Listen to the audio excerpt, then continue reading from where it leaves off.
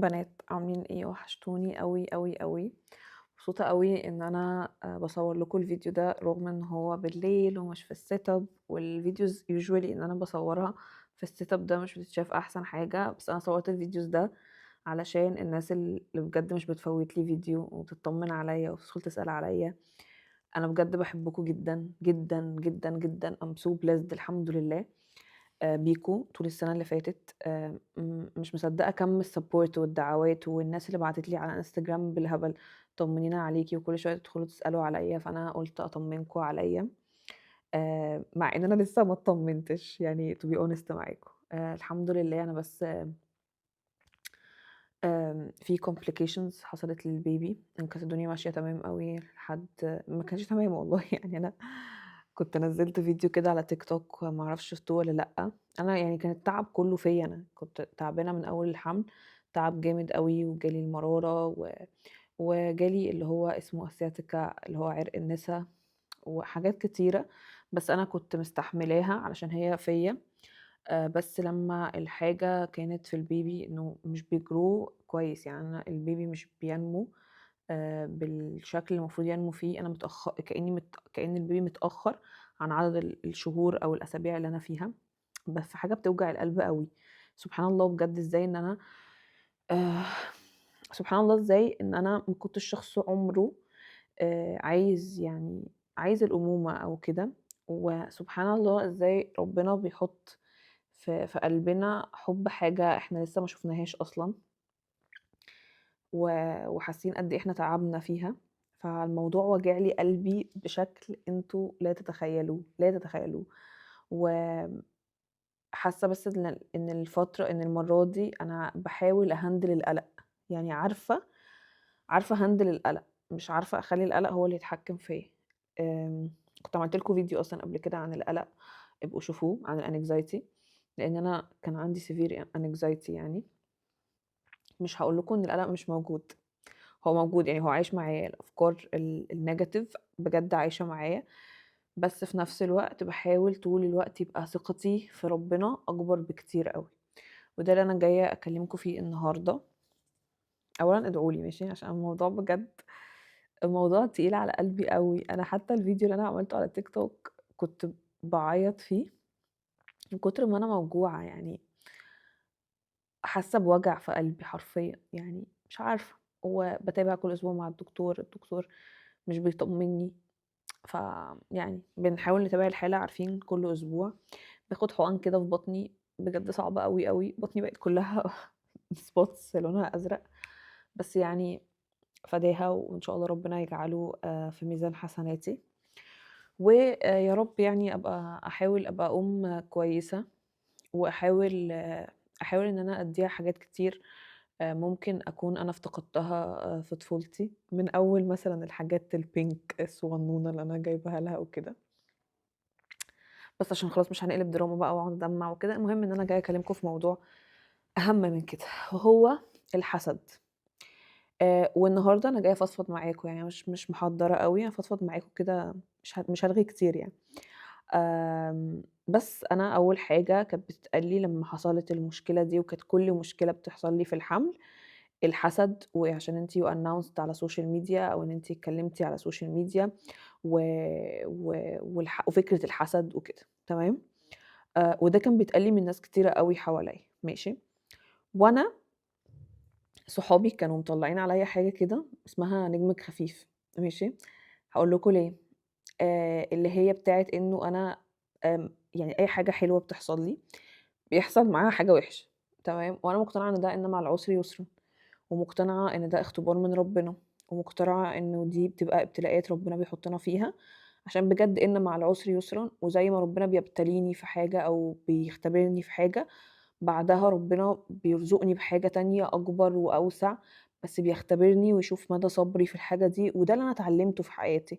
ممكن في ناس بتوصل لها الحاجات بسهولة بكتير أوي، أسهل بكتير أوي من ما بتحصل معايا، يعني بجد في بجد في ناس بتوصل لها الحاجة بكل سهولة، يعني الحاجات بتبقى بسهولة جدًا، بس معايا أنا الموضوع بيبقى مختلف، إنه أي حاجة حلوة وباحاول ما أبرمجش دماغي أو ما أقولش لنفسي الكلام ده، إنه مش دي الحاجة، بس وأنا مش باتوقّع ده، بس على مدار حياتي كانت أي حاجة مثلًا بتحصل، يعني مثلًا لمّا جات لي منحة تركيا، مامتي تعبت فما كمّلتش المنحة، فنزلت بعد أول سَنة. بعدين ده كان خير ليّا بعد كده إن أنا أحوّل من طِب بيطري وأحوّل لمجال تاني وأشتغل من بدري أوي، زي ما حكيت لكم في الفيديو إزاي بدأت من الصفر. يعني كانت بجد الtherapist بتاعتي كانت بتقول لي إن أكتر حاجة كويسة فيّا إنه أنا باقع وباقوم، باقع وباقوم، باقع وباقوم، مش باقع وبافضل واقعة وألوم الظروف وألوم الدنيا وألوم الحياة. ومش هانكر يعني إن أنا أوقات كتيرة أوي كنت باقول ليه، يعني باقول ليه يا رب يعني. بس عارفين خبطة ورا خبطة ورا خبطة ورا خبطة، وتلاقوا إن أنتم بعد الخبطات دي ربنا بيعوّضكم بحاجة أحسن كتير أوي، أوي، أوي، فخلاص بيبقى عندكم يقين في ربنا رغم بقى القلق والnegative thoughts وكل الأفكار دي. عايزة أعرف ليه الناس بتعظّم فكرة الحسد، أو زي ما بيتقال لي إن أنا نجمي خفيف أو الكلام ده. عشان أنا في فترة حطيت الكلام ده في دماغي تمام، والكلام ده وقّفني.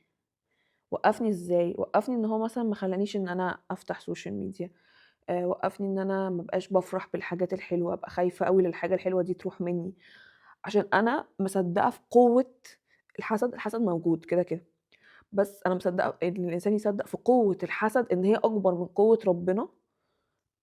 بجد ده أصلًا دي حاجة يعني ما أعرفش ده يعتبر شِرك بالله والّا لأ، بس هي حاجة تعتبر مش صح. إن أنا إن أنا قوة واتفرّجوا على اسمها إيه يا ربي، على يارا planet wife، عندها podcast على يوتيوب بتتكلّم عن النقطة دي، إن إحنا عندنا اقتناع إن الحسد، لإن هي مثلًا حد بيشارك حياتها وبيشارك أطفالها وكده، الناس تقعد تكتب لها دايمًا أنتِ مش خايفة عليهم يتحسدوا ومش عارف إيه.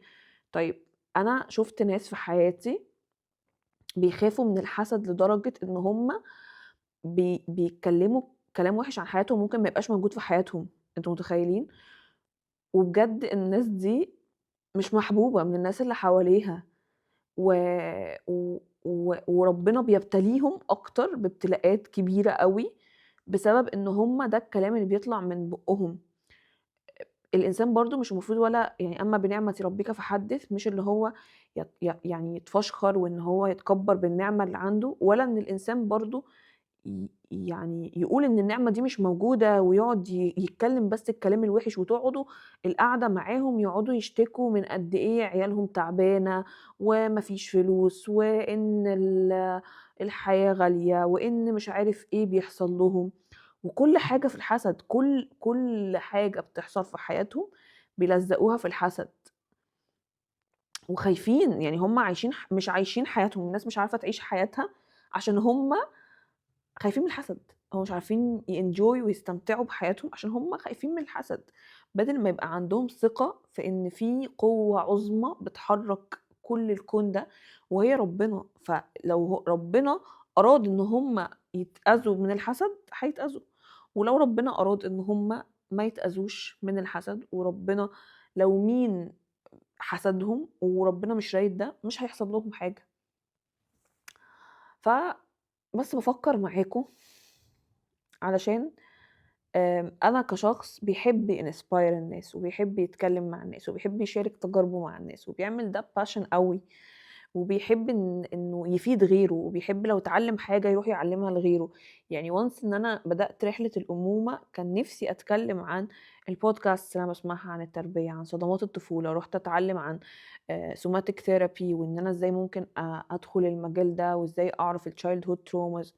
لإن أنا طفولتي ما كانتش طفولة سهلة على الإطلاق. يعني أنا طفولتي ما كانتش طفولة سهلة خالص، لدرجة الtherapist باقول لها: "هو أنا طفولتي كانت طفولة يعني مشوّهة، طفولة صعبة أوي كده يعني."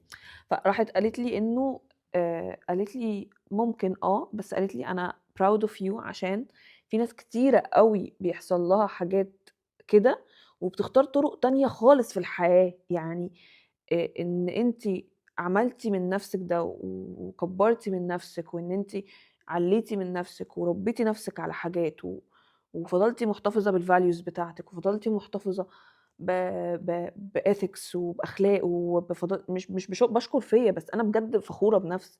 يعني أنا بجد فخورة ب ب بإن كل ده ما كسرنيش، فخورة باللي أنا وصلت له. آآ فمش عارفة، يعني أنا بس ب ب ب باتكلّم معاكم بجد المرّة دي.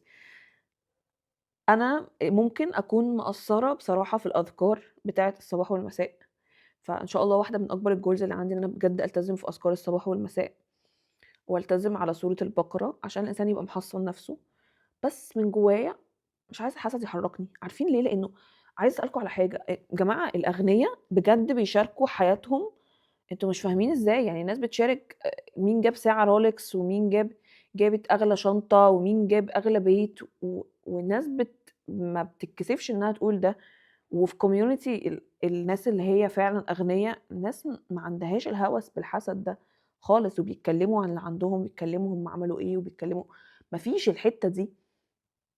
ف فحاسة إنه بس إحنا محتاجين نبطّل نحُط الحسد كده بالشكل ده. أنا في ناس بجد قفلت منها من التعامل معاها من كتر ما هي ما بتشاركنيش الحلو ولا يعني اللي هو بجد هي بتخاف من الحسد ممكن من صاحبتها، يعني فإزاي ده يبقى حد صاحب؟ يعني مش صح، مش حاسة إن ده صح. صاحبتِك اللي بتخاف من إن أنتِ تحسديها دي إزاي تبقى صاحبتِك؟ يعني لو أنتم نفوسكم كويسة، لو أنتم نفوسكم لبعض كويسة، برضه محتاجين يبقى أنا يمكن عشان أنا كشيماء مثلًا لازم لمّا أشوف حاجة أقول ما شاء الله، اللهم بارك، الله أكبر كده، ولو حاجة أنا باتمناها أوي باقول ما شاء الله، اللهم بارك، ربنا يديمها للشخص ده نعمة ويرزقني زيها وأحسن، وباسيبها بقى على ربنا، ما باقعدش بقى فاهمين؟ يعني العين حق الحسد حق، بس يعني العظمة اللي إحنا بنعظّمه بيها ده كإنه اتذكر في كل آيات القرآن، مع إن هو الحسد مثلًا اتذكر مرتين. ف فبس اللي عايزة أقوله لك إنه برضه ما هو الحسد ده هيعطّلني، يعني هيعطّلني إن أنا بس أفكّر في فكرة الحسد، ما هيعطّلني من إن أنا أشارك حاجات أنا عايزة أشاركها معاكم، إن أنا أعلّم ناس حاجات، إن أنا أبقى بinspire ناس، إن أنا أبقى باتعلّم حاجات، أبقى personal brand، أبقى باتكلّم عن نَفْسي، باتكلّم عن شغلي، باتكلّم عن حياتي، لإن ده حاجات بتفتح فرص تانية. مش عارفة، أنا الفيديو ده فضفض معاكم، لإن أنا أكتر كلمة كانت بتتقال لي الفترة اللي فاتت وهي الحسد، وكأن يعني ما أعرفش بجد، أنا محتارة في القصة دي ومش عايزة أحطها في دماغي ومش عايزة أبقى باؤمن بيها، وعايزة أسيب ده إنه ده قضاء ربنا وده قدر ربنا، وربنا حاليًا بيختبر صبري، وبيشوفني إزاي أنا هاستحمل، بيشوفني إزاي أنا هادعي، بيشوف إزاي أنا هالجأ له، يمكن ربنا عايزني ألجأ له أكتر الفترة دي، بيختبر صبري، وإن بعد العسر يسرًا. بس قولوا لي أنتم بتفكّروا إزاي برضه في الcomments، يعني عايزة أسمع منكم، آآ وعايزة أسمع منكم لو أنتم بتتضايقوا برضه من الناس اللي هي بجد كل تفكيرها في الحسد، والناس اللي هي خايفة الناس كلّها تحسدها، والناس اللي بجد بتكتّم على كل حاجة في الحياة عشان وما تشاركش معلومة وما تشاركش حاجة مع حد، علشان خاطر خايفة من الحسد. بس. أشوفكم على خير في فيديو تاني لمّا أكون قادرة أصوّر، وادعوا لي أولد بالسلامة، عشان دي حاجة ممكن تحصل في أي وقت. بس ادعوا لي معاكم. باي، باي.